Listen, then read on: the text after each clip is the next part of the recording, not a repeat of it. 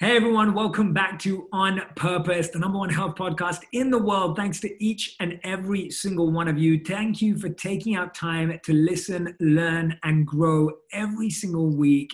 And I deeply appreciate the amount of incredible feedback we've been getting during this time, because you know that I've been trying to interview guests and give you insights that are supporting you through this tough time, whatever challenges you're going through.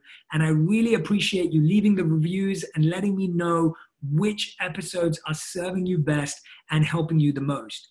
Now, today's episode is really interesting because we've talked about the medical background of COVID-19 and the changes we can make in our life there. We've talked a lot about working from home and becoming more productive from our home work offices or whatever setup that you've created.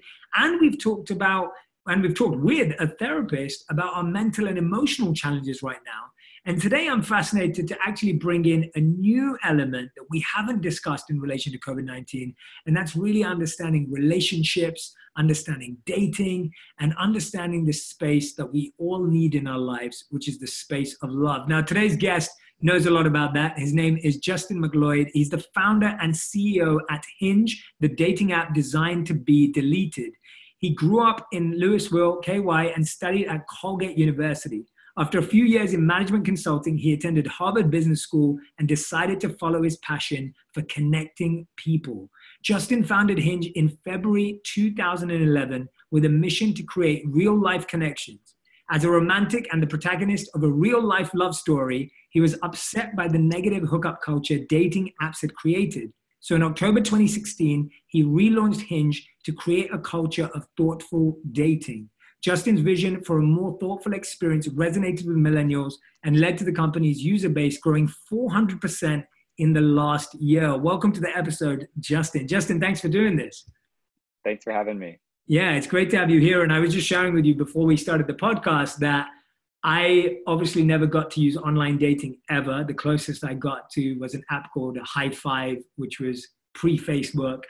But a lot of my friends use Hinge. I've helped many friends build Hinge profiles, and I've heard several good reviews about the app. So first of all, I'd like to congratulate you on that. And I've also had so many friends reaching out to me at this time, and audience members and our community saying they need help with dating and connection at this time, specifically when they can't go out on a traditional date, they can't meet up with people, they can't go on those walks or dinners or whatever it may be. And so I think you're going to be super useful to our community and audience today. Where are you right now, by the way? I'm in upstate New York in Hudson Valley. Okay, nice. And you were just telling me earlier you've got a crying baby upstairs. How many kids do you have? Yeah, just one. He's a little 7-month-old. Oh, no way. Boy. What's his name? Yeah. Oliver, Ollie. That's awesome, man. Congratulations. Thank you. Yeah, I like seeing the toys in the background and everything. So yeah, they're back there. Yeah. But yeah, today we want to dive into everything from entrepreneurship and your journey to your passion for connecting with people. And I'd love everyone who's listening today to get a bit of insight around dating at this time and maintaining relationships. I think there's a lot of people who not only are spending more time than ever together right now, there are also a lot of people who are spending more time apart than ever before as well. And I think not a lot of people are talking about that. There are a lot of people who are new relationships where they're socially distancing right now. So the first question I wanted to ask you was, I was listening to a podcast you did, and you said you used to believe in the idea of the one, but you currently do not. What changed? I'm fascinated about that. And tell us about that thought process. I think I just learned through actually being in relationship that I think there are many ones for us out there, but I think ultimately we create the one. You know, it takes work to create the one and to build that relationship, and that takes work and vulnerability and all of those things that I think really build that relationship that we all long for, and that I think so many of us believe that because we watched maybe too many rom-coms that you just stumble into it. You just stumble into an amazing relationship. You know, like 95% of a great relationship is just finding the person, and then once you do, but then you just, then it's all good from there. And dating apps probably help perpetuate that myth, and I actually think it's more like it's 20% the person and 80% the skills and effort and relationship building abilities that you have that actually craft the relationship that you want, that people, I think, experience as the one. I think that's spot on advice, man. That resonates so deeply with me. And how long have you been with your wife for now? Well, it's a long story, but so in this current iteration of our relationship, 5 years, a little over 5 years. Amazing. Yeah. Yeah. But we go back 17 years. Oh, wow. That's incredible. Yeah. And so I love that advice that you're sharing, because I think for so many people, you're spot on. It's like, I'm going to find the one, and then it's all going to go, uphill, and everything's going to be fine. And you're spot on. It's totally the other way around. And I think that's why we struggle to find the one in that mindset, because we're constantly looking for the perfect person, the perfect partner who's got everything perfect, which obviously is impossible to find. And then we almost get surprised when we realize that they're not perfect. And then that's when the work's really got to happen. And that's what we miss out on. Or they reflect our imperfections back to us, and that's equally scary. yeah, exactly. Or even that one, plus I found myself doing this a lot. I was reflecting my parents' relationship in my relationship. So it was like, not only was I reflecting my wife's and my wife reflecting me, but us reflecting our parents, and that just confuses the whole thing. So I want to hear, what's your favorite dating story, either yours or one that you've heard, or one of your favorite stories about dating? Oh, we hear so many. I mean, we have people send us success stories, and we read them every week at our wrap, and just heard an amazing one. One that really stuck with me, actually, now that I'm thinking about it, was a woman in the UK who had lost, I think, one or both of her legs in an accident, and was really struggling to meet people, and would hide the fact that she didn't have both of her legs, I think, on her dating profile, and they would meet people, and then it would be awkward. And so she really ended up like celebrating it on her dating profile, which is, I think, is such a big ethos of Hinge, which is that bring your full self out there and find someone who really wants the real you. Don't look for the validation of getting a lot of likes. Look for sharing who you really are, and then focus on the people that are really great for you.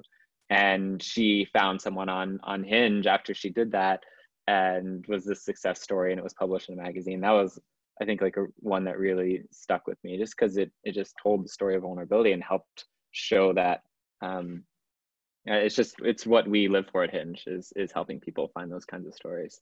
Yeah, that's beautiful, man. That's an amazing story. And yeah, it's so hard to do that. You start thinking about the infinite number of differences that humans have, whether it's physical, mental, emotional background. And it's so hard to be vulnerable in that way. How do you think that you've tried to engineer and create your app in such a way that allows people to naturally be their best, not their best self, but their real self and their vulnerable self and their genuine self, so that people can connect in a real way and save themselves the games and the time and the energy and the effort that's often wasted in trying to present your best self?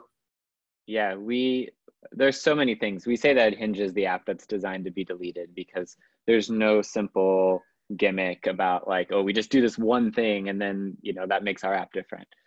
Some of the key ways, one is that we have these things called prompts, which are these short questions designed to help people get into great conversations. And we've really engineered those over time. And we've, we started with just kind of our best guesses of what would work. And then we started to, over time, discover the science of the sweet spot between what people are willing to answer and then what actually leads to a great conversation. And there's definitely kind of this efficiency frontier of vulnerability, where like you want to find one that is, people are both willing to answer, but also people, you find that the ones that are the most vulnerable are the ones that where people aren't willing to answer them are the ones that actually lead to the best conversations if they are. So it's kind of pushing people's edge, weeding out the ones that we know don't work, like my go-to karaoke song, which everyone loves to answer but leads to zero interesting conversations, and replacing them with things like what I'm looking for in a +1 wedding date, or some of the more popular ones that really get people to drop in and share what's important to them. And But tell us some more of those good examples, like, because I think you're so right that the biggest struggle people have right now, and I hear this from friends and community people all the time, like everyone's saying to me, like, Jay, like, I'm on this dating app, I like this guy or this girl, and I'm matched with them, but I don't know how to start a conversation, and I don't know what to say first because I don't want to be the person saying, "Hey, how are you?" or yeah, "Hey, are you stuck indoors too?" Like, there's like literally, totally. and so what? So tell us about some of those other questions that you have as prompts that help people start those great conversations. And what is it about that question that you've understood through data and these stories to see that has the greatest impact on starting a really meaningful conversation, especially in isolation right now? Yeah, so a lot of them have been in the past. Well, it would have been, now I think we have my ideal virtual first date, but my my ideal first date, which also just helps get the momentum carried towards actually like meeting and or video chatting or whatever the case may be. Two truths and a lie, ones that are interactive really help as well, where you actually get that beginning of the conversation. And we actually just released photo prompts as well to help guide people to choose photos that aren't just 6 selfies in a row, right? It's showing, uh, asking people to show different aspects of them, like my happy place and things like that, which again, I think gets the conversation started. And the real magic, like there's no like perfect opening line. If there were a perfect opening line, then everyone would use it and would get tired, right? So there's no perfect opening line, but I think what is the way to approach someone, especially on Hinge, because we don't have the swipe left and right kind of dynamic. You actually choose something on their profile, either a prompt they answered or a photo that they selected to engage with. So you comment on it. And so saying something specific that caught your eye about that photo or about that prompt, that is how you're going to get a unique conversation going. And it's just, I mean, it sounds kind of commonsensical, but it's how you would interact with someone if you met them out. You'd comment on something in context or something about them to get the conversation going. And it's really no different on Hinge.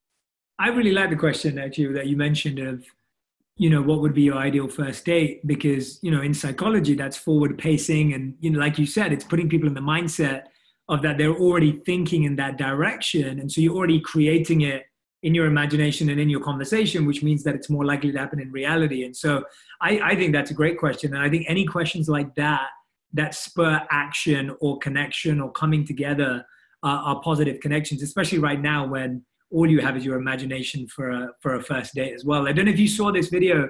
I interviewed someone on my Instagram live last week. His name's Jeremy Cohen. He made this video of falling in love during quarantine. So he saw a girl on a roof in New York City dancing and recording a TikTok video. So he put his number and a note on a drone and flew his drone over to her rooftop. And it's triggered like the best love story ever. And like every person in the world wants to marry Jeremy Cohen right now. But it's that innovation and that creativity and that openness to finding something new at this time. What kind of pressures are you seeing, or I guess how are you seeing people? Two parts to this question. What are the first pressures that you're seeing on dating and people starting a relationship at this time? And second of all, how are you seeing usage on the app change and dating change at this time, especially through the use of an app like yours? Yeah, it's definitely changing because right now people can't meet up in person. So I think it's causing people to change their mindsets of how they're using Hinge. So video first dates about as far as you can go. And I think that's actually really changing people's mindsets about the acceptability of video first dating. I think up until this point, people thought that was kind of weird or kind of awkward. But now, necessity is the mother of invention. I think that people are kind of like more open to the idea of video dating. And anecdotally, and many anecdotes I've heard at this point, people really almost unequivocally like the experience. It's almost never as awkward as they think it's going to be. It's great. And they're finding ways to do dates. Like I heard one where they had a video first date and they instructed each other on cooking their respective like favorite dishes. So I would like instruct you on how to cook my favorite dish and you'd instruct me how to cook your favorite dish, and then you'd sit down and have them together. So people I think are getting really creative with how to continue to date during this epidemic. And it really seems like, I mean, the stories that I'm hearing, people are, thank God, taking it seriously, the social distancing and not actually meeting up and using video dates. So that behavior is definitely changing. people are using Hinge. Like we're definitely seeing the messaging is going up, and people's willingness, like I said, to do video dates is going up. And so no, I mean, people are feeling obviously alone, especially single people are feeling like really alone right now. And so that's why I think they're reaching out to platforms like Hinge where they can really connect with people. Yeah, I loved what you pointed out there, because I think a lot of people forget, or they place themselves in fear that their first date, or any date for that matter, has to be like staring someone in the face and having a conversation about life. And when you kind of think about it like that, you're like, whoa, that's pretty tough. Like, when do you do that with anyone? You know, how often do you do that? Or how much would you do that with a complete stranger? And I love the example you gave there, because what we're really searching for is shared experiences. What we're really looking for is an opportunity to have an experience with someone else. So whether you're cooking each other something, or you're doing a workout together, or you're playing a game together, like, I think that kind of stuff just drops the guard and helps everyone feel so much more comfortable and relaxed, because you're now seeing each other in a real environment. I know for me and my wife, when we first started dating, and we used to love going and doing activities and experiences together. So we would go and do this, you know, like outdoor assault courses, which are like 80 feet up in the air. And it would be so great for us both to, like, there were certain things that I'd find more scary and she'd find more scary, and we'd help each other through those. And you start to notice personality traits in a much more natural, organic way, rather than asking someone, hey, what do you like? Like, how do you describe yourself? So it feels like an interview process or something. Yes. Exactly. And we all know that interviews, you know, I feel like dating and interviews don't work in that format, because you say what you think the other person wants to hear, or you're trying to make something up. Whereas, when I love the example you gave of, like, if you're cooking each other's favorite meal and you're guiding each other through, you kind of learn what that person's like in real life. Exactly. Yeah. Just like when you start working with someone, you actually find out very quickly whether they're the type of person that you wanted to hire. So I think it's absolutely the same. Yeah, that's really cool. I love hearing that. I'm glad that more people are using the app, and I'm glad that more people are trying to seek for meaningful connection at this time as well. I guess tell us about that inspiration behind the app that you had, in terms of people seeking meaningful connection, and you thinking that apps were letting people down. Like, was it because you had this incredible love life that you were inspired by love, or was it the opposite of, like, you were struggling with love, and that's kind of what led you to this? What led you to this idea? Well, I think there are multiple layers of that. On the one hand, definitely. So when Kate and I, so 5 years ago, I'd started Hinge back in 2011, and I'd originally built it as just like the other apps, where it was kind of like swipe people left and right. And because it was predicated on this belief that you just had to find the right person. So if you just went through enough people, you'd eventually hit on the right person and you'd move on. And then actually being in a relationship with Kate, I realized that it's so, like, that's when I sort of migrated from that belief that, you know, from about you just find the one to you make the one. And then I really wanted to tear Hinge down and rebuild it to help people become a little bit more vulnerable, and to slow down, and to really help make their own one. So that was kind of the initial inspiration, and that's why I think the app really does feel more connected, and it's why it is the fastest growing, because I think people are really, really craving that. And then as that became our mission, I widened my lens and widened my scope as I looked around and saw so many apps. And now, just like, forget dating apps, just so-called social media apps that are not designed to make us feel connected and have a sense of belonging and a sense of community. They're designed to essentially keep us glued at their apps, staring at more ads. And I just think that there needs to be much more awareness around the phenomenon of digital addiction and digital wellness, and appropriate boundaries for using of these services. Because I haven't heard anyone say, you know, I've been isolated, but thank God I have Instagram. Like, no one is, that's not making people feel more connected. That's a service that feeds on our vulnerability of needing to have validation. And it doesn't actually make us feel more connected. That I think other apps like simply Zoom and FaceTime are really incredible technologies that allow us to continue to have relationships. And so I think people are starting to really feel the difference between what it's like to have a interactive seeing and being seen moment with someone versus a validation, let me put up a filtered version of myself and get a lot of feedback on that. So that's kind of the larger lens of Designed to be Deleted and thoughts about digital wellness. Yeah, you gave a really good example there where earlier you were talking about how instead of someone just and the comments you're making about other social media platforms where we are just trying to get validation or trying to get likes or followers or get that kind of positive sentiment and response to feel better about ourselves.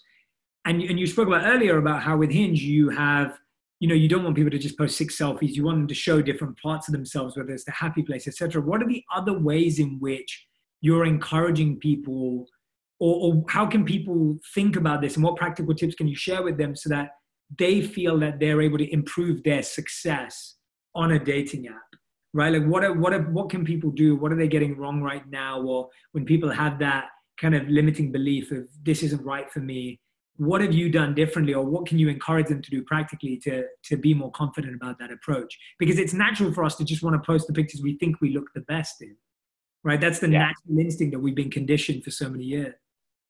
Absolutely. And I'm not saying that you should, just like post, a picture of yourself waking up first thing in the morning. Everyone wants to put their best foot forward, and I'm certainly not against that. But I do think that there's an element of showing the cracks in your personality and in your, so that people have you feel more human and you actually have an in with someone. You actually have something to comment on, because like just posting 6 beautiful selfies is like not helping you. Other ways that I think people can help themselves is exploring and following through on their matches. I think so many people at the moment of the first sign of friction within a conversation or whatever, they kind of just like move on to they go back and try to find more people. And I think that just leads to this sense of burnout and the sense that these are just kind of internet people. But the idea of really following through with your matches, giving people a chance, I've heard of people who they're like every single conversation, I'm going to let it get to like 20 messages before I make a decision, no matter what. And those kinds of strategies really work, because so many people that you maybe would have dropped off after 3 or 4 messages, you're like, yeah, whatever, I'll just move on to the next one.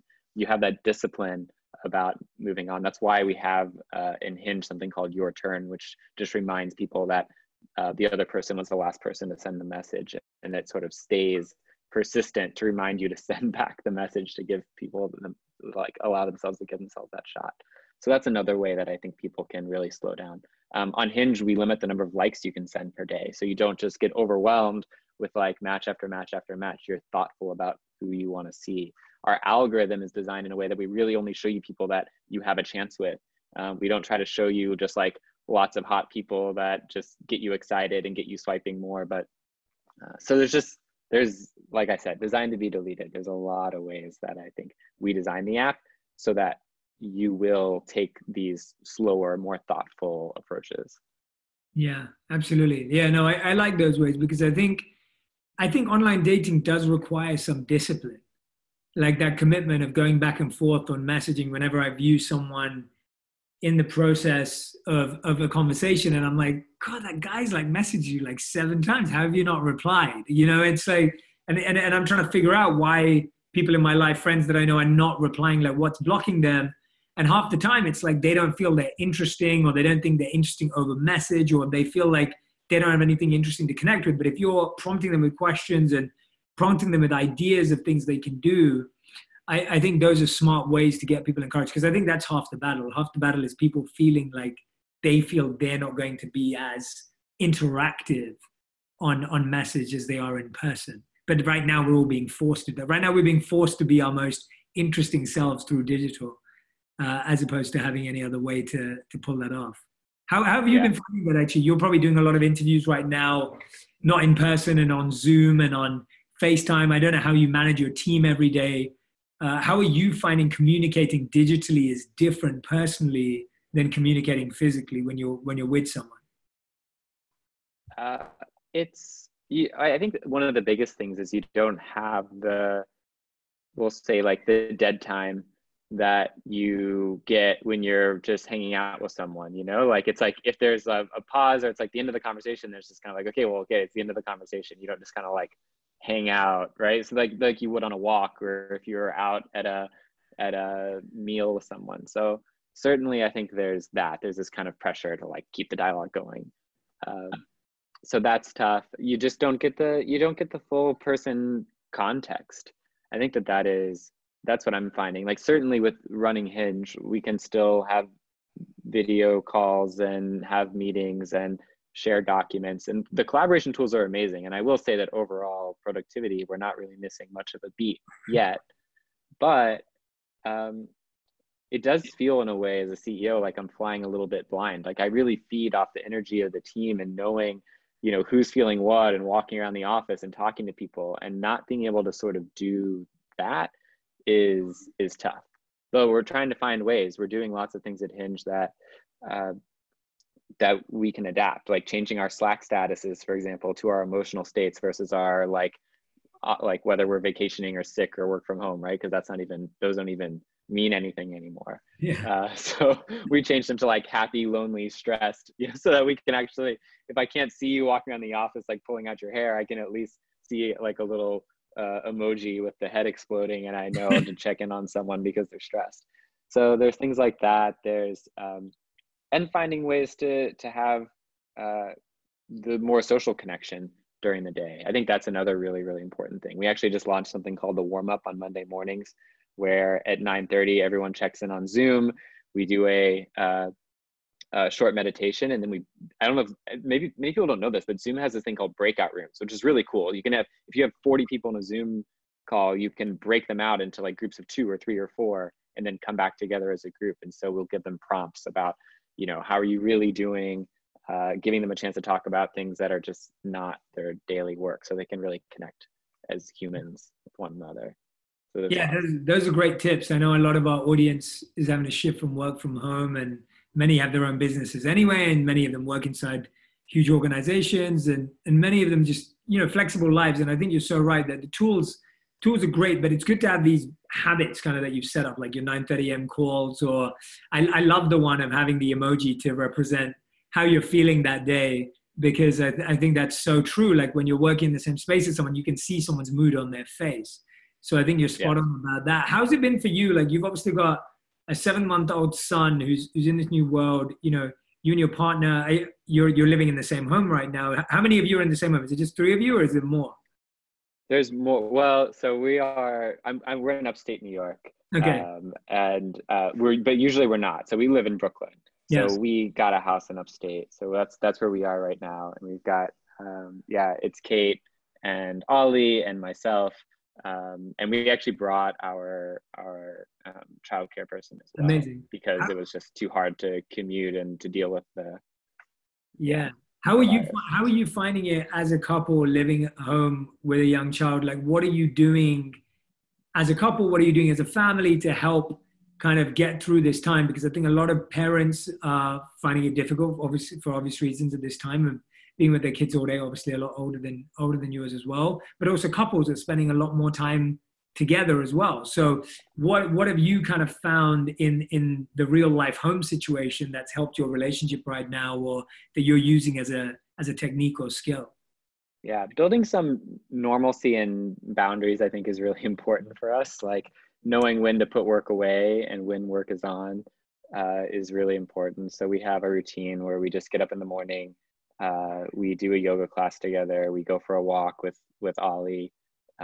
We're like down to the Hudson River and back every morning. So we have that like morning commute moment.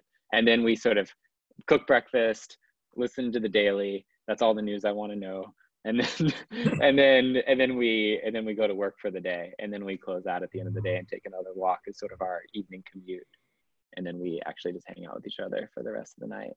And but listen, I've got it super easy. We're really, really lucky to have someone here with us who can help with Ollie. I can tell you that I work with a lot of people, my fellow leadership team who's still in the city, and they don't with people commuting back and forth every day. And that's a whole nother league of being able to do double parent duty with 1 or 2 kids alone while also trying to work. And it's really, really hard. And I think people are just having to step back a little bit from their work duties, which is totally fine.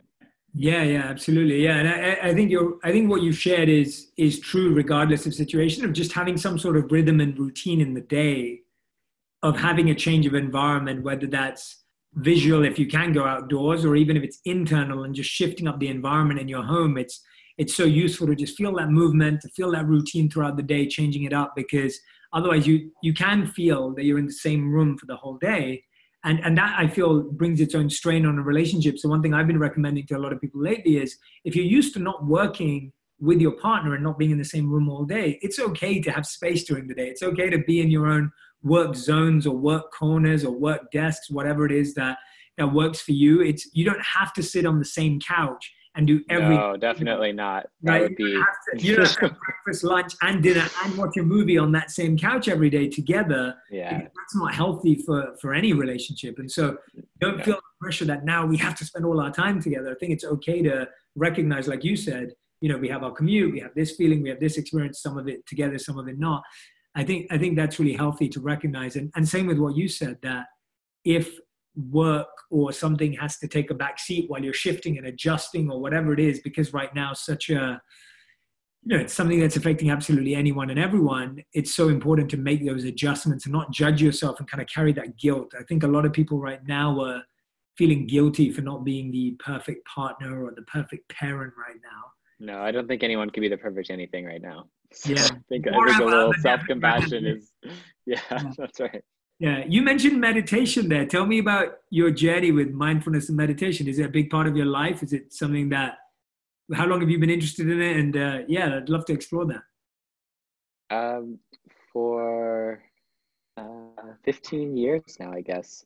Uh, so started for me when actually going through um, uh, drug and alcohol rehab and 12-step programs. That was kind of my introduction to mindfulness and to a different way of looking at the world, that eventually led to yoga and yoga teacher training and going off and doing 10-day vipassanas. And so I've been on that journey. I do find that just the like ultimately what matters is the consistency of the practice, even if it's only 5 minutes in the morning, um, is really important. That's kind of, my journey's evolved a lot over time. I think that like the meditation, like the daily practices and those things are great. I don't do them every single day. I wish that I did. But also I've even found now where I am that I sometimes, if I'm really good about the practices, my daily journaling and meditation and yoga every morning, those can also be, it also becomes like a distraction, like a checkbox thing. It's just like, oh, I checked off the 3 things, and then it becomes its own like goal-oriented obsession about like doing it. And then I'm taken out of myself just as much as I would be. So I do those practices, but really the practice is always being in the practice. The practice is taking a breath throughout the day, noticing when I'm getting agitated or when I'm going into my head or I'm spinning out, and then like coming back down, being aware of my breath, being aware of how I'm reacting to Kate and to Ollie and to all that stuff. And I'll tell you that like having a 7-month-old is like the ultimate meditation, because you just, it can be, right? If you really pay attention to this little person, they're telling you so much all the time, and you're following their energy, and they want to go over here, so you follow them over there, and you can just kind of, that becomes its whole like meditation dance practice in itself, basically. Yeah, yeah, that's beautiful. No, I couldn't agree with you more. It's hard when the one practice that's meant to be freeing becomes your prison. Like it becomes the thing that's like, you become imprisoned to it almost, of that habit and the routine and the timeliness, and it needs Yeah. to be giving you that freedom and the spontaneity and the expression and the growth. And so yeah, it's Yeah. Yeah. You start to get an ego about it, and then you create all this rigidity about it. And then you've totally lost the purpose of it. yeah, And absolutely. so I think like wearing it, like, just being a little bit loose with it, and giving myself an opportunity and following my energy in the morning. And I don't want to do it every morning. And sometimes I just want to like have a cup of coffee and, do like dive right into work sometimes. But, so yeah, it's finding that it's helpful to have the routines and default to them, but also not become religious about them. Yeah. Yeah, for sure. And you said you've encouraged your team to do it as well. So is this something that the company does every single day or multiple times per week? And how's that really helped? How's that helped people in the company right now and before as well? Yeah, we're finding our rhythm with how to do it right now. Like I said, we just instituted this Monday morning warm up where it's a meditation and then a sort of personal check-in with each other. We're offering a digital yoga class to everyone tomorrow for the first time, and we're going to see how the digital yoga class experience goes. And we're just experimenting. We're just seeing what works. And what's interesting, I think, is that it's moments like this where everything changes and our context totally changes, shakes up our thinking in a way that it'll be interesting to see what persists beyond even when we return back to our working lives. I'm excited to see like the warm up, for example, that we do in the morning. It sounds on Monday mornings, I think should just become a thing that we do. Like, why weren't we doing that before? Yeah. And so I think, and it's definitely changed my relationship with my belief in work from home. Like I am realizing that you don't want to be doing it 5 days a week for 6 months at a time, but certainly like a couple of days a week, really, I think it makes sense for people. So it's changing a lot about how we're thinking about business. And I'm sure how a lot of people are thinking about business. Yeah. Speaking about that, I want to ask you about this. Like as an entrepreneur and founder of, an app, you don't actually have social media or Slack or email on your phone, right? Like, yeah, that's right. Yeah. How did you make that decision? And B, how have you stuck to that through the growth? Because I feel like that may have been an easier decision in the beginning, or was it like, sometimes in the beginning it feels like, oh yeah, we can do this. But then as your success has grown, and I'm sure your life's like incredibly busy and you have a crazy schedule, and how have you stuck to that decision, and how useful has it been, and what benefits have you gained from it? Insanely useful. I don't think there's ever an easy time to do it. So I don't think there's ever an easy time to do it, but it actually becomes, now I don't even think about it. Like now it's just my routine. It's how I do it. And I don't even think about it. But I just find that if I have Slack and email on my phone, I will get into checkbox, reactive mode where it's just like, oh, respond to this incoming message, respond to that email. And then that's just like all I do with my free time. And I don't step back and give myself room to think bigger about strategy or allow those moments of like thoughts to bubble up about just ideas or things that I want to do or longer term things. I have no space for that kind of thinking because I'm just like, what email did someone send me? I've never really been a social media person. That's just never called to me, but I certainly was like supremely addicted to Slack messages, right? Like, so like someone sent me a Slack, is something going on? What do I need to catch up on? And I just so much rather do that in bulk once or twice a day. I'm like in my email inbox like once or twice a day, if that. I'm horrible on email. But I just don't, yeah, it allows me to be in like proactive mode. Waking up and journaling instead of waking up and reading Slack in the news is like just completely changes the trajectory of my entire day and puts me into like focusing on the important things and not the urgent things.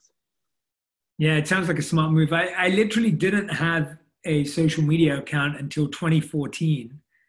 And then obviously my life is very different now because my work exists on every platform and that's my world. So, but I remember those days when I didn't have that. And so now I've just trained myself to not wake up to my phone and not go sleep to my phone. And that's been a really useful, healthy habit. I remember when I first tried to build that habit, I would lock my devices in my car outside so that I couldn't have them before I went to sleep and when I got up in the morning. And at that time, now I wake up naturally and let my body wake me up. But before I ordered this Timex alarm clock from Amazon and it would wake me up instead of having my phone. And it was just, you're so right. Like the clarity I feel, even now, if I'm traveling and sometimes I have my phone there, the clarity you feel not waking up and being reactive, being shocked into being awake, getting news the moment you wake up, getting 1,023 notifications the moment you wake up. It's just too much to process. So I can totally see why as a founder, it's a brilliant decision. And I'm glad that you're sharing that with the world, because hopefully it will help more founders and more CEOs allow themselves to recognize that it's not business critical to have it on their phone.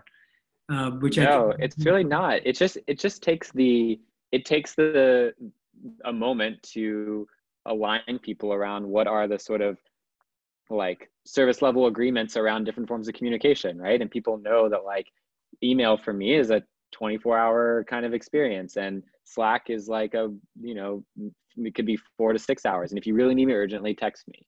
And that's just the agreement that I have with the people that work with me.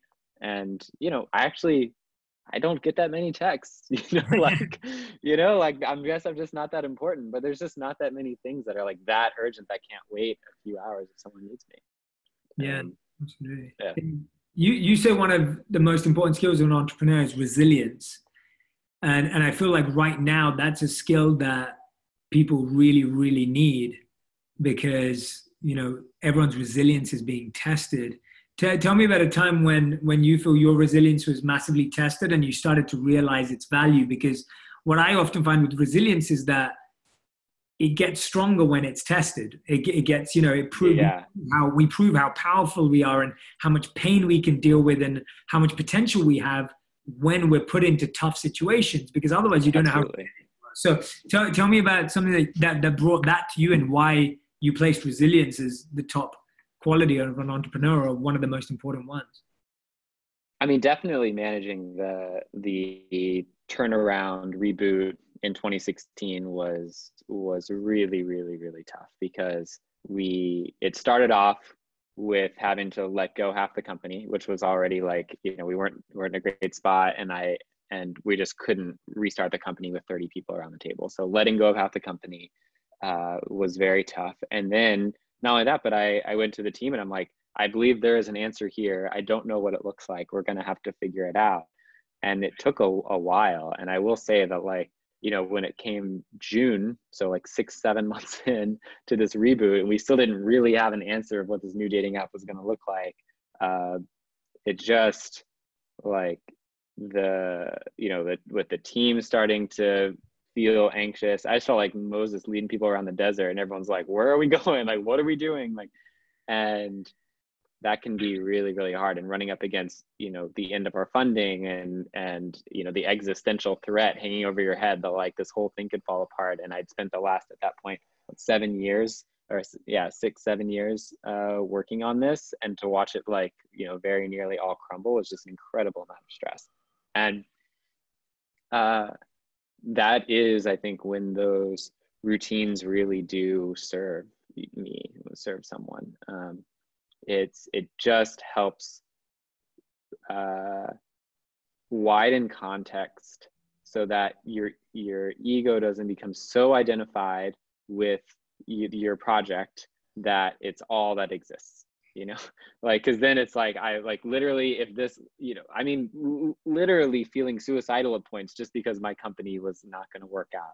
And the morning journaling, the morning yoga, reminding myself that I'm like a human with a body, a physical breathing thing that gets pleasure from just, like breath and sensation and touch, and the journaling, and just like getting all the thoughts out on my brain, and the meditation, and just like taking a moment, like those kinds of things, those are like become a literal lifesaver, I think, in those moments. And so I think having routines and rituals during moments of high stress and when the resilience is really called, are like, that is the key.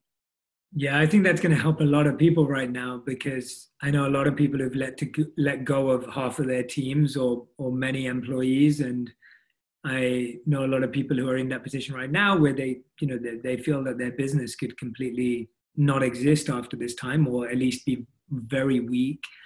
And, it's not unnatural for people to get really negative thoughts during that time and fall into depression and challenging habits. And so, yeah, I think that's great advice and great insight around, you're going to fall into a habit during this time, and it's your choice and your resilience that's going to push you towards a good set of habits and routines and practices, as opposed to a negative habit that's going to pull you down, because you're going to fall into a habit. We always do, right? It's like when things are tough, Yeah. you are going to go to one or the other, and it's finding that fight and finding that resilience in yourself to push yourself towards the positive habit that you know has long-term benefits. And it's Absolutely. incredible to sorry, carry on, go on. You're going to say something. I don't want to. Well, I was just going to say, you know, I left out I think the best habit that I've learned the value of more recently. Ironic for someone who has a connection app, but reaching out to people. I mean, I think that I always, as a sort of founder and sole founder, was like, if I'm feeling bad, like I will like go meditate and I will journal and I will do yoga. But, you know, reaching out to someone, I think, is something that so few of us do as like a stress reliever, but that is like the number one thing. And having someone that you can reach out to, and again, that you don't have to look cool in front of, but that you can just be like, I'm going through this really hard thing and feeling awful, and I don't need a solution. I just need someone to listen. I have a men's group that I meet with every Monday night, and that's just like a really great thing that I have in my life, where you just like really drop in and check in about how you're really doing. And I think that is like one of the best routines that you can have during this time. Yeah, that's amazing, man. I'm really glad that you highlighted that. It's so true. You can become so stoic and just, you know, believe that you can deal with all your own issues and no one else can see them. And especially right now, I think the need to reach out and, like you said, someone that you don't need to impress, or you don't need to behave a certain way with, someone that you can just like strip yourself and be honest and genuine and let go. I think that's for real. That's definitely going to help so many people right now. And yeah, please take that advice. I think it's really, really easy to give that advice and it's hard to take it. And so, you know, I can hear when I'm here Justin speak right now, it's like I can tell that there were times when you've avoided it, and like you said yourself. But yeah, absolutely. And that's when those, even if you're really bad at it, then make it a daily habit until it becomes more natural. But I have a friend, Jared, who sends every morning when he wakes up, he sends a message of gratitude to some random person in his network. And it just starts a conversation for that day, that he can check in with someone and just tells them what he appreciates about them, which I just think is like such an amazing thing. And he's one of the happiest, most connected, most peaceful people I know in my entire life. And it's probably because of that. Yeah, exactly. Yeah, no, I love that one. And who doesn't like being checked in with, or who doesn't like receiving a message of gratitude, especially when there's no agenda attached?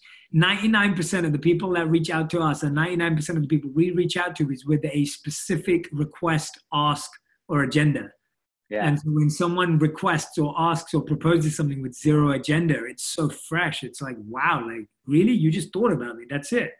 You know, and that's like the best feeling when you know that's it. Like, you know, when it's like, oh, we should do this partnership together, or we should do this deal together, or will you invest, or all those conversations, like that never feels, even if it works out successfully, that never feels as meaningful as someone just messaging you, hey, I was thinking about you. Yeah. And I appreciate this thing about you, you know, something that they love about you. So yeah, I love that, man. That's really, really great advice. Tell us about, I want to go back to what you said at the beginning. Tell us about this 17 and 5-year relationship journey with your partner right now. Man. Yeah. That's a whole story. We met in college. We met her first day of college, my first day of sophomore year. And I mean, this could be a very long story, but I had just gotten out of rehab. I was a crazy person back then. And we met, and we were just like polar opposites. I was like this crazy party kid, and she was this like never been kissed like girl from Catholic school. And but we just had this spark, and we were kind of on and off through college, because I was this crazy party kid and wanted to have new experiences, and I just like wasn't ready to just like be with someone. And so we ended up breaking up at the end of college, and 8 years went by before I saw her again. And during that interim time, I started Hinge, because 4 years in to that, I just thought, you know, I'm never going to find someone as great as Kate. And I wanted like the one, right? I thought that like she was the one, and I screwed it up, and I'm never going to find the one. And so I started Hinge, and 4 years later, on that old version of Hinge, I still hadn't found the one. And I was inspired by a writer from the New York Times who wrote a profile on me, who had a very parallel story to mine, and she ended up with her person. She found him 20 years later and realized they should have been together. And she's like, you can't make the same mistake. Like, if she's not married yet, and she was engaged to another guy living in Switzerland a couple months before the wedding. And I flew over and asked her to call off the wedding and move back to America with me, which she did. So that was the, that's the very short version of that story. And it got turned into like a modern love episode on it was a modern love column in the New York Times, and then it got turned into an episode on the Amazon series. And Dev Patel plays me, which is like the most surreal experience. Yeah. It was a weird thing, but That's it was great. Yeah, that's awesome, man. Yeah, no, it's I think everyone loves hearing about a love story, and it's great that we're trying to use technology to have more meaningful connection and solve the challenges that are there, and really glad that you're trying to make that happen. I think there are so many people out there who are deeply seeking love. What is your hope for people who approach an app like Hinge? Like, how should one approach it? Because I think that's, in at least in my world, and when I'm advising and guiding people, whether it's personally or online or through the podcast, I find like our approach to whatever it is that we want, whether it's love or success or whatever it may be, is so important, sometimes even more than the action we're about to take. It's the intention and the approach that we have. I wouldn't say the right approach, because I think there are multiple, but what's your recommended or suggested approach that you're seeing people be more successful when it comes to online dating, when they approach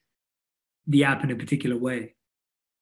Yeah, there's a story that comes to mind when you say that, which I remember this study about these people. They were studying unlucky people versus lucky people who describe themselves as lucky and people who describe themselves as unlucky. And they did this study where they handed them a newspaper, and they're supposed to count how many, do you know this? Do you know what I'm talking about? So it's to count how many photos are in the newspaper.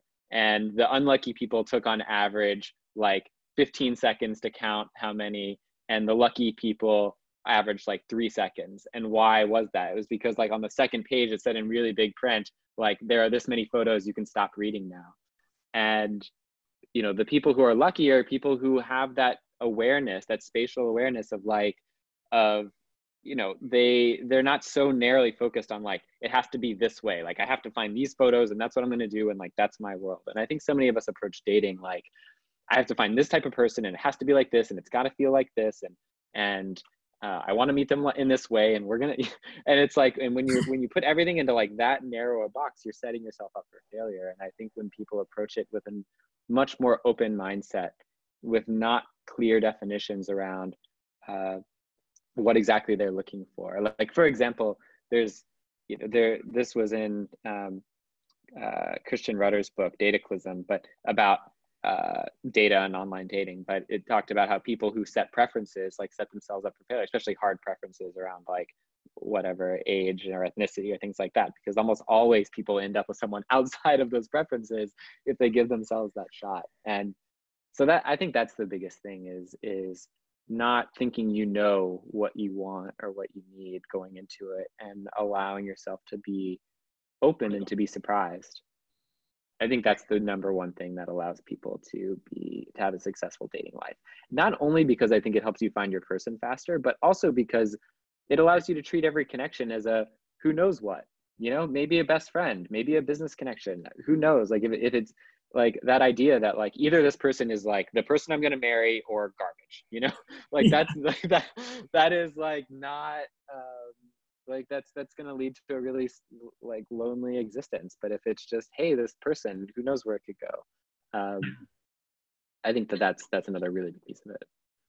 Yeah, I love that, because I think you're so right. We write our story before we fall in love. Like, you've already written your version, and then you're now trying to find the version that matches that version. And that's impossible because you made this up, as opposed to letting yourself find someone and that creating its own story, whatever that looks like.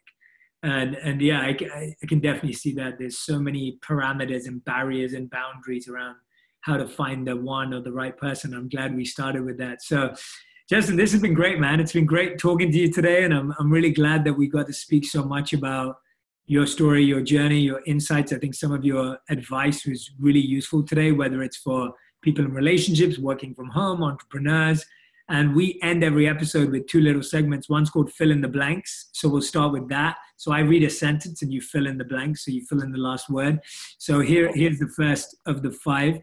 The most important decision we make is? The person that we choose to spend the rest of our lives with. I agree. If you want a thriving relationship, always show up with honesty. Only stay in a relationship with someone that loves you for who you are. Lack of connection. And not who you could be. Yeah, true. Don't date someone's potential, right? So, yeah. Lack of connection makes us crave validation. All great dates start with an opening line. I mean, it's that first, every great journey starts with the first step, and I think that's true with dates as well. Yeah, awesome. So this is your final five. These questions have to be answered in one word to one sentence maximum. So they're not long answers. So you can go to one sentence, but not more than that. So what have you for one word though? Am I shooting for one word or just one if sentence? You can do one word, that's amazing. No one has ever done it. So if if you want to do it, you are by all means welcome to do it. If you could create a law that everyone in the world had to follow, what would it be? Wow. I mean, I could just say love, right? It has to be a law, though. It has to feel like yeah. I'll give you a good example. All right, go ahead. No. Go ahead. Give me an example. But I'm giving you an example. So I asked this. So the best. No. That's too much pressure. I'm going to let you share it. No. Okay. Sorry. The law that everyone in the world would have to follow. If you could create a law that everyone in the world would have to follow, what would that law be? And as law language like as possible in terms of, it needs to sound like a law. No one's ever asked me that question before. I would say, for me, it'd be, I can't give you a whole soliloquy.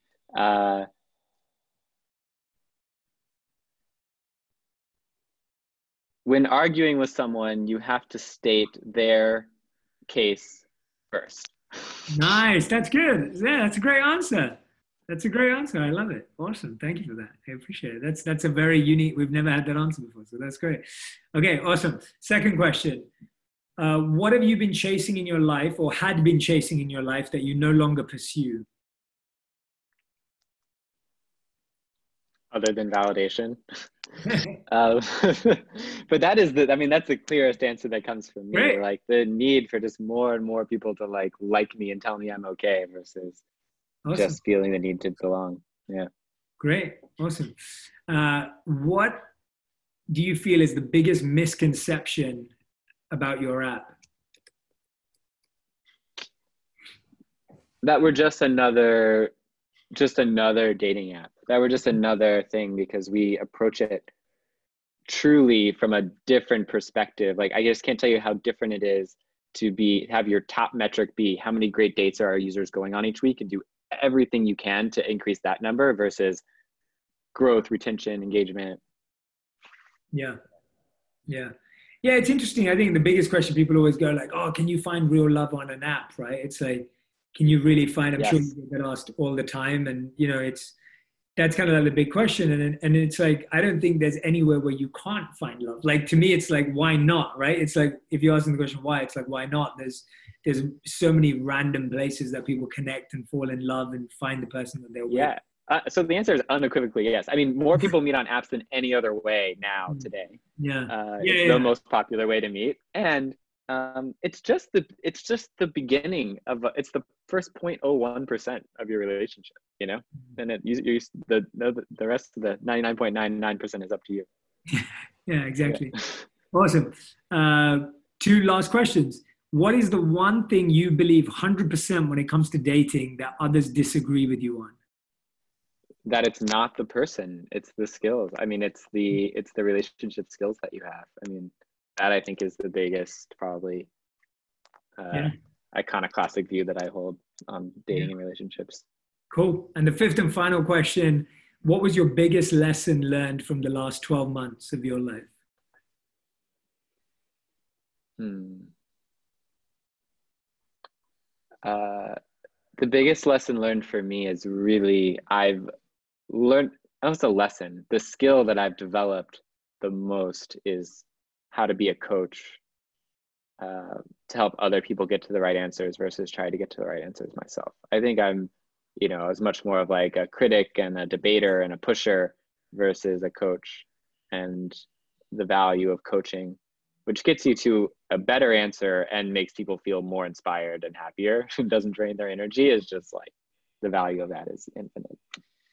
That's awesome. Amazing, man. Thank you so much, Justin. Thank you so much for joining us today. I'm so glad that we could share parts of your story and insights with my audience today. And I hope that many of you will, if you're feeling like you need to connect and looking for a new way to connect, then definitely check out Hinge. I've definitely got a lot of friends using it. I know a lot of staff using it, a lot of team members using it all across the world. So yeah, highly recommend it and check it out. And yeah, hopefully it will help you find love and find connection. And like Justin said, sometimes it's not love, but you find another form of connection or friendship or whatever Yeah, it is you didn't expect. And that's always something not to underestimate. yeah, Connections. absolutely.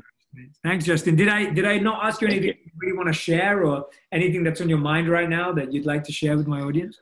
Well, the last thing that's on my mind is just that, I mean, I know this is especially difficult time. A lot of people are or have been laid off, but Hinge is hiring. So if you're in New York, Oh, cool. definitely check out our jobs page. We have about 15 open roles right now. So Oh, amazing. uh, Oh, tell us some of the yes, roles. Tell us some of the roles that you know. the whole gamut, from engineers to product designers and product people to content moderators, if you're just looking for a $20 an hour stay from home job. So there's a lot. Amazing. Okay, that's the great. Yeah, please go and check that out if anyone's looking for work. That's awesome, man. Thank you for sharing that with our audience. I really appreciate that.